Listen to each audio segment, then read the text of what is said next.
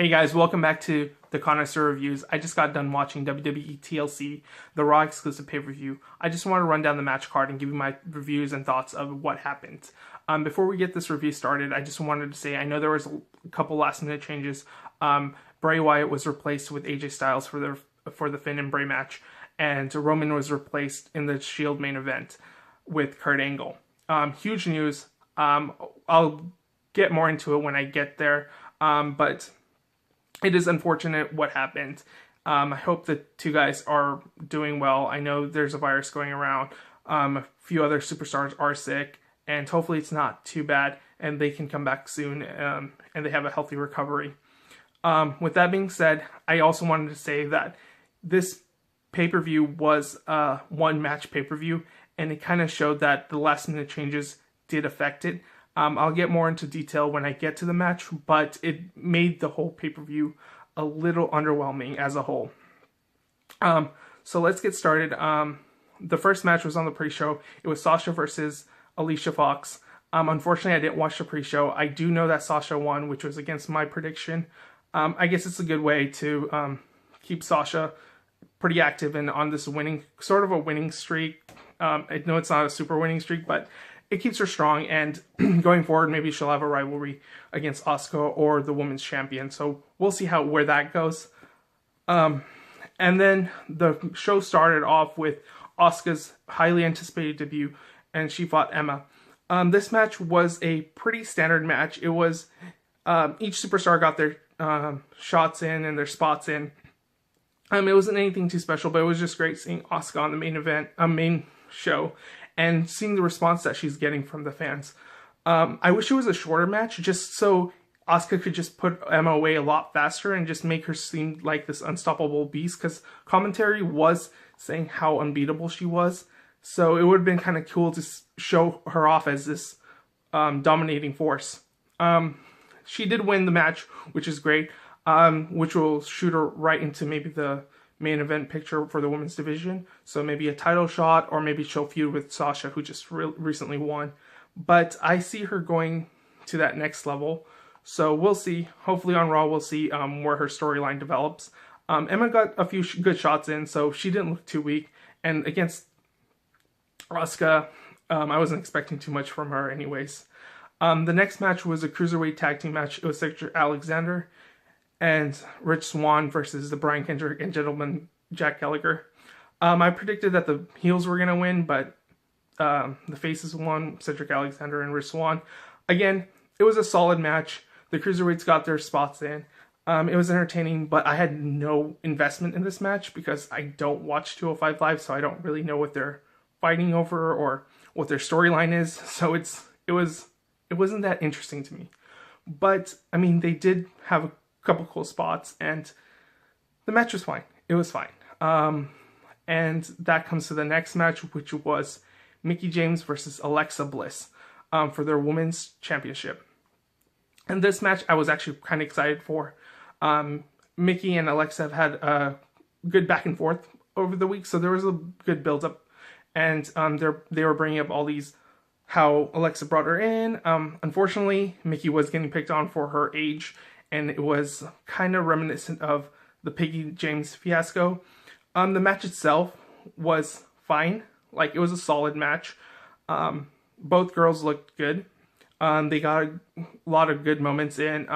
Mickie was incredible. I wish she kind of got the women's championship just because she's paid her dues and she needs one more run. But I'm glad that they're keeping it on Alexa, because that also gives... because they don't really have a lot of top heels on Raw right now in the women's division. So to keep it on her, it's exciting. Just so, Asuka or Sasha or whoever's next, they have someone to fight, and it won't just be a face versus face or whatever. So the match itself was, again, a solid match. It wasn't anything spectacular. It was more of the same that we've seen from these two. Like I said, they're good in ring. I like what they do, but I mean, the match could have been more, I guess. Which brings us to our next championship match, which was Enzo Amore versus Kalisto. And just like the cruiserweight match before it, I wasn't too into this match.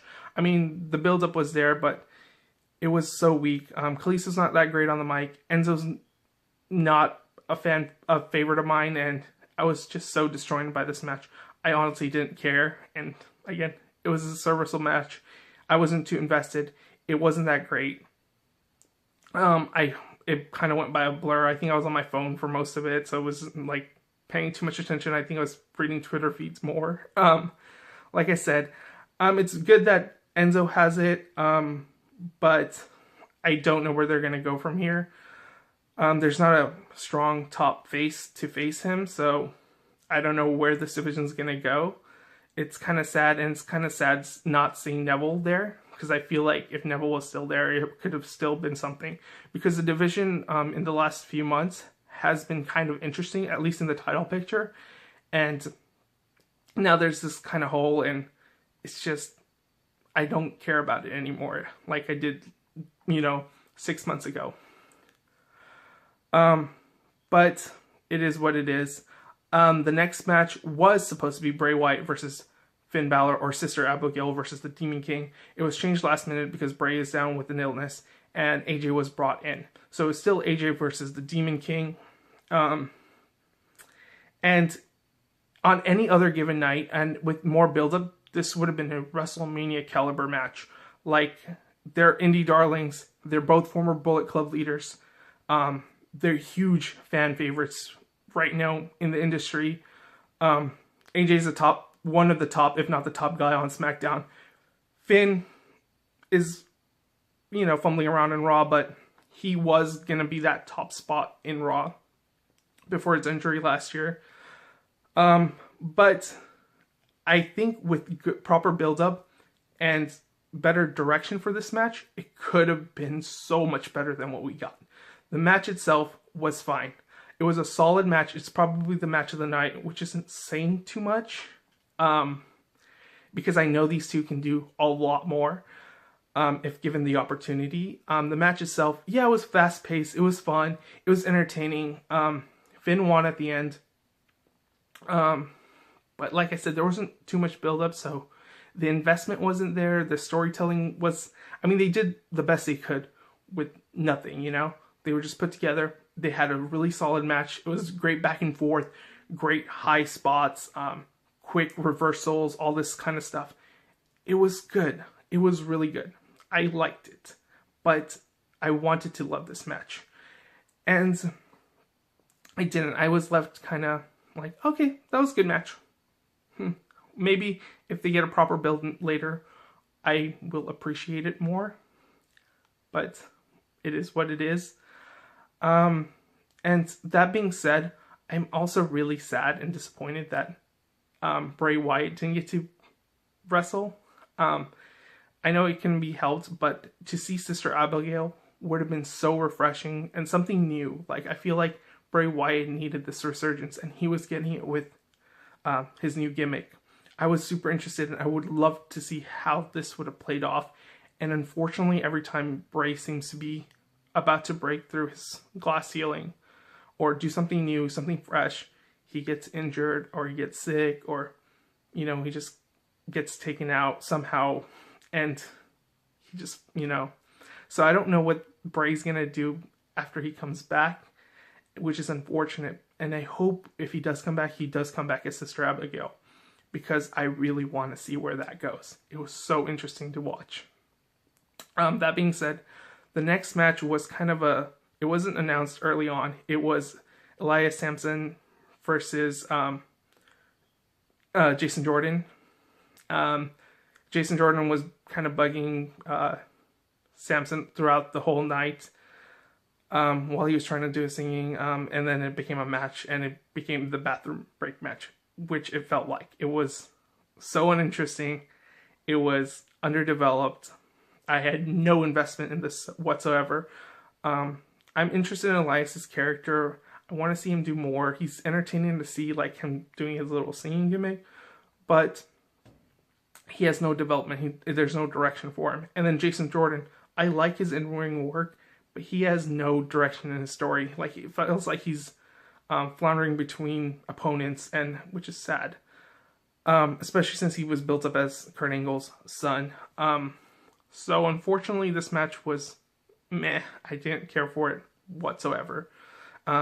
Which now brings us to the main event. It was The Shield with Kurt Angle versus The Miz with The Bar, Kane, and Strowman.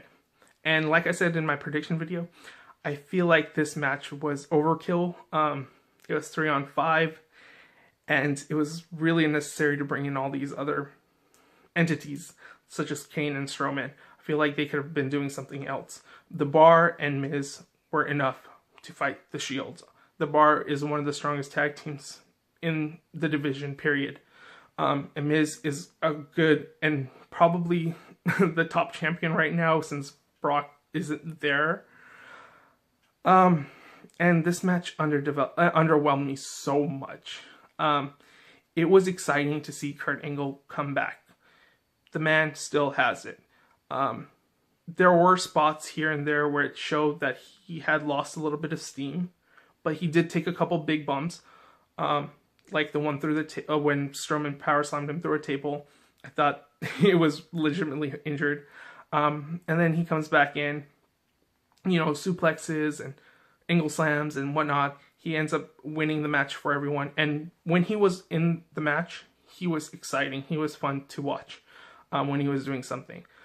And the Shield, they did their best. Ambrose and Rollins, they did the best that they could. And like I said, it was too many cooks in the kitchen. There was so much going on. Angle, about a quarter of the way through the match, gets taken out, and he's gone for majority of the match, the middle part, and then he comes back for the last quarter, and just to finish it off. Within that period, it's just Dean and Seth just getting beaten for no reason by everybody else. Though the Miz is beating on him, the Bar is beating on them, Kane and Strowman. And it's just all this nonsense is going on. And it just seems so uninteresting. And it was just pointless, beating. They could have just pinned them and won. It would have been super easy and it would have been over. But they had to fill that 35-minute match. And unfortunately they couldn't, and it just felt so dragged out. There was a moment in the match where Strowman gets thrown into the garbage. They bring out this garbage truck, and they're going to throw Dean and Seth in it. They don't, obviously. But at the end, they throw Strowman in it, and it looks just so nasty. And I guess in the audience, they were yelling that this is murder, which was kind of funny, because it was a brutal spot. It just looked kind of scary. I was just like, what the heck? They can't cuss or have blood, but they can do attempted murder? Great. That's WWE logic for you. And then in between the match, Kane and Strowman got in a tussle, and then the whole team, Miz, Bar, and Kane turned on Strowman. They're the ones that dumped him into the garbage can, and it was just so much nonsense and so much going on. And I feel like it was a lack of not having Roman in this match, because I think if Roman was in it, it would have been more exciting. There would have been more bumps, some things to do. Say what you want about Roman, he does take bumps, and he takes some brutal bumps. I'm not a huge fan of Roman, but you could tell that this match was really missing him. It would have been more exciting, more back and forth, more high spots that we were kind of hoping for, because this was being built up to that. And with him not there, and Kurt, who's older and who can't take as much bumps because he's injured, and he has all these other problems with him. So it was just kind of disappointing. And the match really under-delivered for me. But, like I said, it was a decent match. And the pay-per-view as a whole was alright. It wasn't a great pay-per-view by any means. This is the second pay-per-view in a row that Raw's done where I was really disappointed by the main matches that they were building up. Which was the Shield match here, and the AJ versus Finn, where I wasn't super enthusiastic about it, and it didn't really deliver on what I was hoping. So as a pay-per-view, it's alright. It wasn't great. So hopefully their next pay-per-view or Survivor Series is going to be way better, and we see more story developments, and Roman can come back, Bray can come back, and we can see more progression with their characters, and we can see where everything is going. Because it just felt like this whole pay-per-view to me just felt like a special edition of Raw or something like that. Because the matches were hyped up big, but it wasn't pay-per-view big, and they didn't really deliver, especially since they were centered around this one gimmick. I think it would have helped if there was more tables, ladders, chairs, matches throughout the night, just to up the ante and up the excitement level, knowing that this match might not deliver on what was promised. But that being said, I give them the pay-per-view as a whole a solid 3.5. That's me being generous, just because I feel bad that their plans didn't go accordingly to how they wanted it to, but they still managed to come out with a solid, decent pay-per-view. Well, that being said, that's the review. That's my thoughts on TLC 2017. You guys can follow me on Twitter, Instagram, Snapchat, and my various other social media sites at AwesomeArnoldK, or my Tumblr at TheConnoisseur Reviews. Alright guys, thank you. Bye.